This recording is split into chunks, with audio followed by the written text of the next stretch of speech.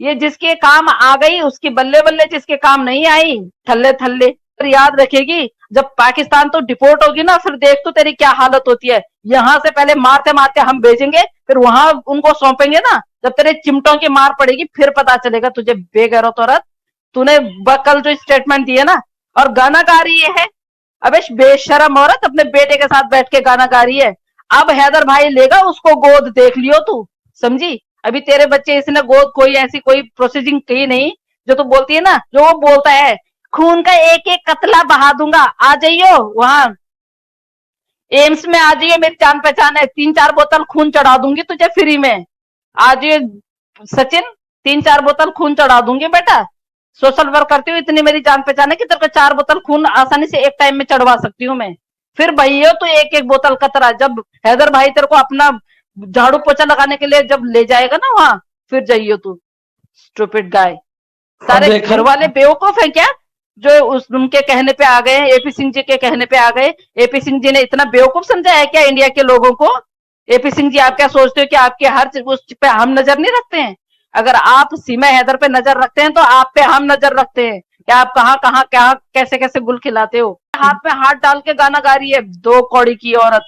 हाँ जी, हॉस्पिटल पहुंच गई है, उसकी तबीयत खराब होगी सर। जी जी जी। वो जो मशीन ले रखी है ना, आपको पता ही है वो क्यों लिए है। एपी सिंह जी को पता है ये भगोड़ी है, ये कहां से भाग भाग के हिंदुस्तान में आई है। यहाँ पे आके एपी सिंह जी ने सोचा कि भैया अभी मेरे काबू में है ये इधर उधर ना भागे, इसको वॉक करने के लिए बाहर भी नहीं जाने दिया, मशीन अंदर ही रख दी। अब जिस दिन हैदर भाई उससे उतरेंगे ना प्लेन से, ये दीवार तोड़ के फाड़ के फांद के भाग जाएगी मशीन में ही। अब इसने ऐसी दौड़ लगानी है। अब ये जो बेगैरत औरत है ना, अब इसके दिन नजदीक आ गए। हमारे में कहते हैं ना, जब चींटी के मरने के दिन आते हैं तो वो उस पे पर लगते हैं और फड़फड़ाती है। ये वो दिखा रही है। इस पे है नहीं कुछ भी अब मैम ये वो दिखा रही है कि भाई अब इस तरह की वो कार्रवाई होना शुरू हो गई है। अब कहाँ जाऊं मैं। अब एपी सिंह तो मेरा तो वकील तो है ही नहीं, और मैंने तो इसको भाई भी बोल रखा है। ये भाई ये बहन का भी नहीं है, ये क्लाइंट का भी नहीं है, किसी का भी नहीं है भाई, ऐसी सी बात है मैम। मैंने ये 3 महीने पहले बोल दिया था। मैंने 3 महीने पहले तनवीर भाई की लाइव में मैंने बोल दिया था। मैंने तनवीर भाई को और अरशद भाई को पहले ही, अरशद भाई को तो खैर पता ही चल रहा था, मैंने तनवीर भाई की लाइव में पहले ही बोल दिया था। मैंने कहा भाई वहां दिन रात झगड़े होते हैं। उनकी खुद की बेटी ने बोला है, उनकी खुद की बेटी ने, एपी सिंह जी की बेटी ने, कि आप इस तरह के केस में क्यों पढ़ रहे हो डैड डैड।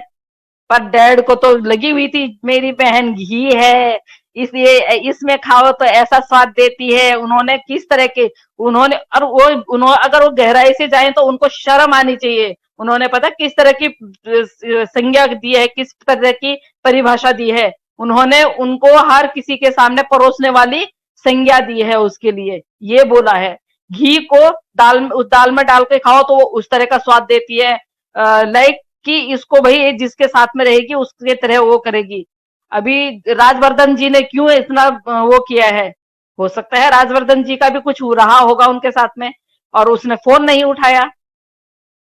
फोन नहीं उठाया तो राजवर्धन जी को फिर गुस्सा आ गया। उन्होंने उसके कैरेक्टर को लेके सारे राज खोल दिए। पावर ऑफ अटॉर्नी आपके पास होगी तो तब घर में रखोगे ना, घर में दो थोड़ी नहीं हो जाएंगे वो। मुर्गी थोड़ी नहीं है जो अंडे आपने मुर्गी के नीचे रखे हैं और उनमें बच्चे पैदा होंगे और डबल डबल हो जाएंगे। आप, मैं तो अभी भी बोल रही हूँ, अभी भी बोल रही हूँ सर, अभी भी वक्त है। एपी सिंह जी, एक बार डिबेट में आ जाइए मेरे साथ में, बस एक बार आप, ये केस खत्म होने से पहले पहले एक बार डिबेट में आ जाइए आप मेरे साथ में। नहीं आपको नाको चने चबवा दिए ना तो मेरा नाम सरिता कटैत नहीं है, पहले बता रही हूँ।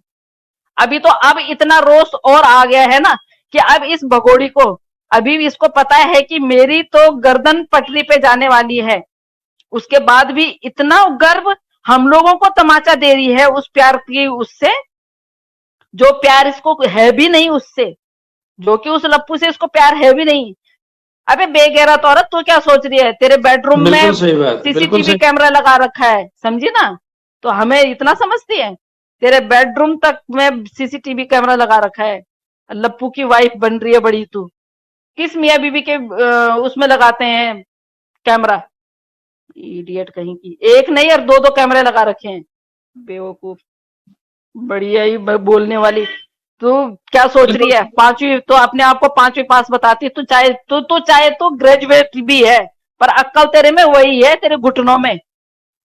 जो उन्होंने अक्कल तेरे को दी है ना, एपी सिंह जी ने, वही अक्कल चला रही है तू। हर बात पे बोलती थी ना, अब बोल के दिखा। मेरे वकील हैं एपी सिंह, मेरे भैया, वो बताएंगे नागरिकता के बारे में। उनकी नागरिकता ना छिन जाए तेरी वजह से, समझी? मैं तो कह रही छिन जानी चाहिए। ऐसे लोगों की हिंदुस्तान में बिल्कुल जरूरत नहीं है। हमने बहुत खड़क सिंह की कहानियां सुनी है, बहुत सुनाई है। हम नहीं सुनते, हम काम की बात करते हैं, काम के बाद लॉजिकली बात करते हैं, केस के रिगार्डिंग बात करेंगे, सीमा हैदर के रिगार्डिंग क्वेश्चन करेंगे, उससे आलतू फालतू कुछ नहीं। और अगर उनके पास जवाब है तो देंगे, नहीं होंगे तो मुंह छुपा के चले जाएंगे। मैंने अपनी आइडेंटिटी भेजी, तो मैंने कहा सरिता कठैत हूं मैं, और अपनी आइडेंटिटी भेजी, वो आज तक मैं ब्लॉक हूं। मैं तो मलिक साहब, हमारे बजरंगी भाईजान को देख के इतनी खुश हूँ, वाह।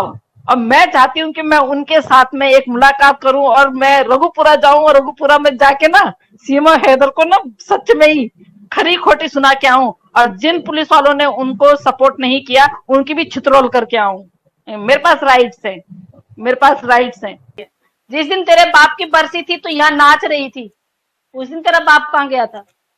तो हैदर भाई की वो कर सकती है, होड़ कर सकती है, तो अपने बाप के लिए क्यों रोती है?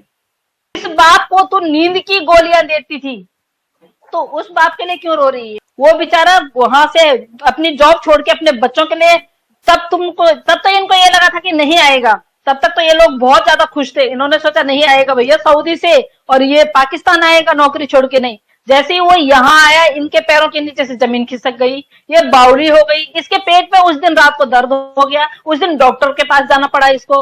अरे तेरी जैसी माँ नहीं होती है, बाप हैदर जैसे भी होते हैं, और वो असली बाप है जो इतना लड़ रहा है, और जो अपना सब कुछ खत्म करके बच्चे पाना चाहता है। तो जैसी भगोड़ी को तो वो लाना भी नहीं चाहता है, वो कहता मुझे चाहिए भी नहीं तू। और जो लोग ये बोल रहे हैं ना अब कि भगोड़ी को उससे कॉम्प्रोमाइज कर लेना चाहिए, शर्म करो यार।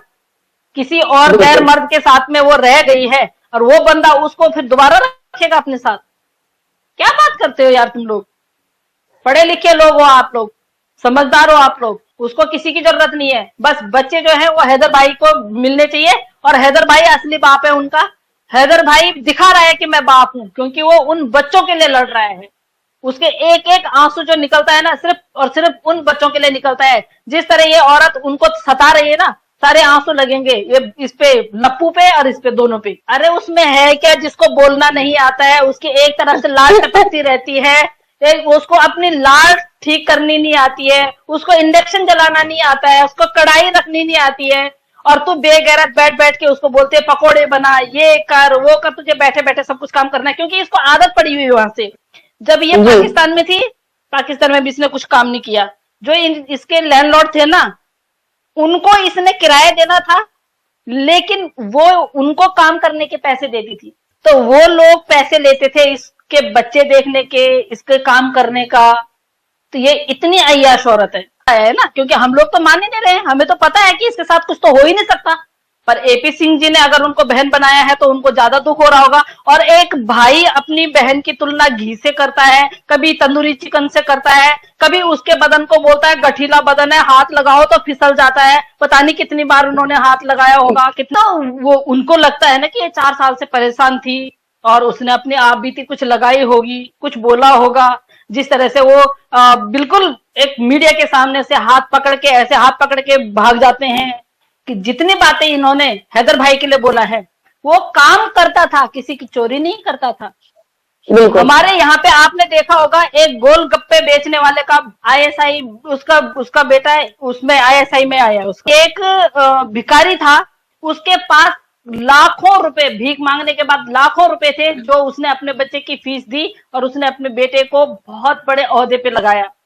तो हैदर भाई तो मेहनत करते थे यार, वो मेहनत करते थे, रिक्शा चलाते थे, किस लिए? इसके लिए। और ये सबसे सोचनीय, सबसे बड़ी बात यह है कि जब हम कहीं जाते हैं, पहले दिन हम क्या सोचते हैं, हम लोग गांव भी, हम लोग एक ट्रिप पे जाते हैं, या मैं कहीं शूट पे भी जाती हूँ, तो हम लोग कहते हैं कि गैदरिंग करते हैं यार, कल शूट है हमारा, आज गैदरिंग करते हैं। इस व्यक्ति ने जिस दिन इसको जाना था, इसका टिकट हो रखा था कि अगले दिन, ये पहले दिन रिक्शा चला के इसके लिए खाना वाना पानी सब रख के गया। वो बंदा भी तो सोच सकता था कि मैं फैमिली के साथ में इंटरटेन करूं अपने आप को, मैं फैमिली के साथ में रहूं, इनके साथ में टाइम बिताऊं और खाऊं पीऊं। वो बंदा उस दिन तक, रात तक, जिस दिन उसकी फ्लाइट थी उस दिन तक वे काम करता रहा। और एपी सिंह जी कौन होते हैं बोलने वाले? रिक्शे वालों की तौहीन कर रहे हो आप, जो लोग मेहनत करके खाते हैं। आपकी तरह नहीं है वो, गलत का साथ देने वाले नहीं है वो लोग अपनी मेहनत का खाते हैं। और आप कोई नहीं होते हो उनको इस तरह से वो करने वाले, बोलने वाले। वो केस कर सकते हैं इन पे, एपी सिंह जी पे। एपी सिंह जी ने बोला कि एयरपोर्ट पे उतर के तो देख क्या कर लेंगे। एपी सिंह जी कौन होते हैं उनको ये धमकी देने वाले? और आप अगर अपने पद और अपने उसका फायदा उठा रहे हैं तो वो आप 2 मिनट लगते हैं छीनने में, 2 मिनट। आपको पता है जनता जनार्दन होती है, जहां सारी लेडीजें ये सोशल मीडिया पे हम लोग वो कर रहे हैं ना, यही बातें आगे जा रही हैं, तभी जाके इसको घर में कैद कर रखा है। आपकी वजह से नहीं कर रखा है। आप कुछ भी नहीं हो हम लोगों के सामने। कभी भी ये नहीं सोचा कि हम सीमा हैदर को भी परेशान नहीं करना चाहते हैं। अगर वो आई होती अपना बिल्कुल क्लियर करके आई होगी, हैदर भाई आई होती, हैदर भाई का कुछ भी बेच के नहीं आई होती, बच्चों को किडनैप करके नहीं लेके आई होती, तो हम बोल ही नहीं सकते थे ना।